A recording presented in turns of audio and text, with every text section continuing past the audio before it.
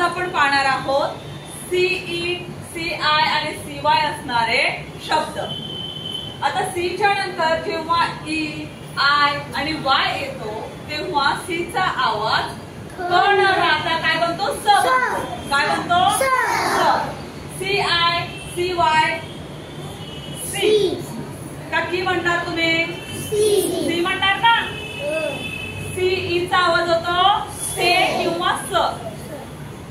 उदाहरणार्थ बघा, CITY, CIचा आवाज काय होतो, टीचा आवाज ट, वायचा आवाज ई।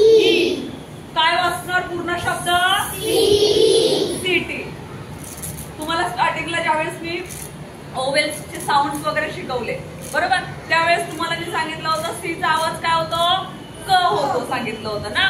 पण या कन्सेप्ट मध्ये सी बरोबर ई असेल, सी बरोबर आय असेल, सी बरोबर वाय असेल, त्यावेळेस सीचा आवाज काय असणार आहे, स। काय असणार आहे, सी बरोबर जर आय असेल किंवा सी बरोबर वाय असेल तर सी असेल त्याचा आवाज, आणि सी बरोबर ई असेल तर से किंवा नुसता स। आता वाचूया शब्द। ए सी ई, ए चा आवाज काय होतो रे, ए बरोबर। सीईचा आवाज, सीईचा आवाज ए स। DICE, टीचा आवाज, आयचा आवाज ई, सीईचा आवाज डाईस, डाईस।